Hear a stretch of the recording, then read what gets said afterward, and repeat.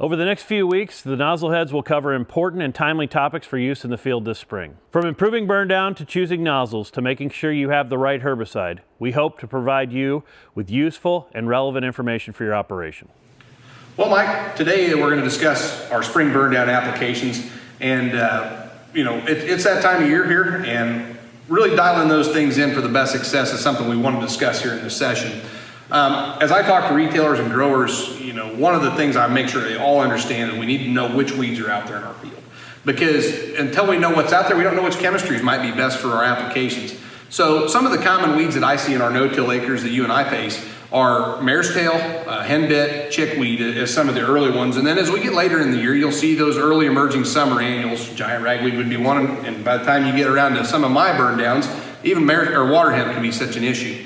So having said that, when we know what weeds we're going after, it helps us choose maybe which product would be best for knocking those things down. And in corn, we've typically had a lot of herbicide tools. One of the more popular knockdown products would be glyphosate and or a mix of atrazine there as a knockdown product for these burn down acres in front of corn.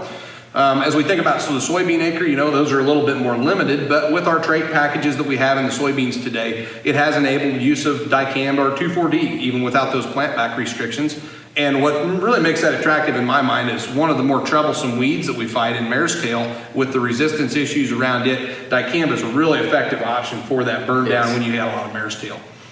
Yeah, and Jared, I'm glad that you mentioned a lot of those different weeds, because you got to make sure that whatever weeds you have out there, you're choosing a chemistry that is going to be effective on those. And whether that's the winter annuals or, like you mentioned, the summer annuals, and maybe even water hemp in certain situations, with the resistance there as well, you got to make sure you're putting something in there that's going to get the control that you need. Absolutely. One of the things that I like to remind folks this time of year as you're prepping for burn down is make sure that you're checking that sprayer while you've got the opportunity to before you get too busy. So go out there, check the nozzles, make sure you have good spray patterns, everything like that. They're not worn out. Maybe do a quick clean out, something like that. If you didn't get the opportunity to the year before, just make sure there's nothing hanging around in the tank that you don't want when you're starting up these new applications for the new year, and maybe even do a quick calibration check as well. Absolutely. Starting off on the right foot is such a key element, because you start off with mistakes that seem to linger around and bite us all year long. So one of the first things I know we'll be spraying in my geography would be corn burn downs. A lot of guys like to plant their corn still in front of their beans, right? So some of the corn burn downs that, again, I mentioned earlier would be an atrazine or a glyphosate mixture, but one from the BASF stable that I want to point out would be the Kixor or Sharpen brands. These PPO products like Sharpen or Verdict are really, really good in the burn down, especially on the weed spectrum that we see here in this early spring timing. The key with making these things work well is we need to dial in that application. However, those PPO products are contact herbicides, so making sure we get excellent coverage by choosing the right nozzle, it can be a crucial element. Something like a Turbo T or an XR nozzle would be a good recommendation in a lot of scenarios to make sure we get that coverage on the weeds that they're up. Secondly, we want to use a lot of water. Getting away, it may be tempting to go down to that 10 gallon per acre mark and get a lot covered, but when you start to cheat back our water, we do cheat back the coverage on this, and we do see those differences in efficacy. So 15 gallons or more, if I can get somebody to do 20, we really do see huge advantages in the coverage and the efficacy of these products, especially like Sharpen, when we get up to those higher gallonage. And lastly, something on the Sharpen and Verdict brands is they are an adjuvant needy products. We want to make sure we get MSO in there at the right rates, pint per acre or 1% volume per volume with the MSO. And then AMS is another key element to make sure we maximize the activity of that Sharpen.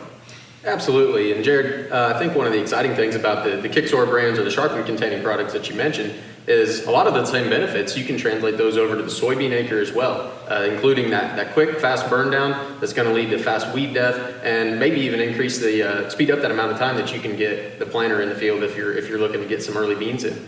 So in soybeans, you mentioned it earlier that we may need to throw a different type of class of chemistry in there. We may be a little bit more limited than we are in the corn acre. So now we're looking at something like maybe throwing an auxin in, and that does become a lot easier now that we have the dicamba tolerant soybeans and the Enlist E3 trait platform as well to help pick up those mare's tail that we might be struggling with. So that provides an extra benefit in there, but it also changes how we approach that application. So now we've got a different nozzle probably that we're going to be looking at. We're going to be targeting larger droplet sizes, and you probably are going to be restricted on the type of nozzle based on the product that you're using as well. So always got to make sure that we are using approved nozzles for whichever product.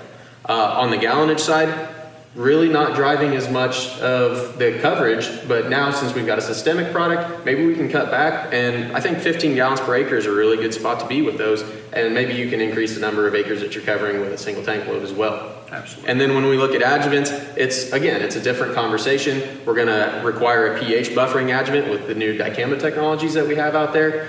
Depending on the tank mix products that you have in there, you're going to possibly require DRA. And then since we are going out in some challenging situations, I think it's a good idea to throw some crop oil in there as well. And one thing that I want to remind folks is that with the approved dicamba or 2,4-D formulations for these trait platforms, you are also eliminating that plant back that you would have with some compared to some of the older products that we've been using traditionally. Absolutely. And the other thing I like, when you get the right trait package out there and compare that chemistry with it, you can often put multiple modes out here too. So yes, using that Kicksoar brand with the proper auxin on some of these acres allows for better stewardship and weed management on the whole. And with that, again, for management and the best success, going out in good conditions is another thing I'll say. Now that we know what products we want to dial in, make sure we're going out when the weeds are actively growing. I mean, how early is too early with a burn down? Well, probably not too early. I mean, no frost, but you want to make sure that these weeds are actively growing, because one that's not growing is one that probably won't die with a herbicide either. So really, as we start to see these weeds and fields green up, now's the time to go, and you really want to be proactive, going after these weeds while they're small, and getting these things and trying to stay ahead of all the planters and everything can really be challenging if we get on our heels. So I would say, as we get an opportunity here in the spring, go ahead and start being proactive, getting after these small weeds as they start to green up. Yep, I'm glad you said proactive. These planters aren't getting any smaller. They're getting harder and harder to keep up with. So being ready to go for when you got to be able to make those applications, you're going to thank yourself later in the year. Absolutely. So hopefully all of you out watching today have picked up a few pointers on our spring burn downs, and we wish you the best of success. Hey folks, thanks for watching. The thoughts and comments expressed on these videos are the opinions and property of the NozzleHeads. Be sure to like and subscribe down below to be notified of new videos and content.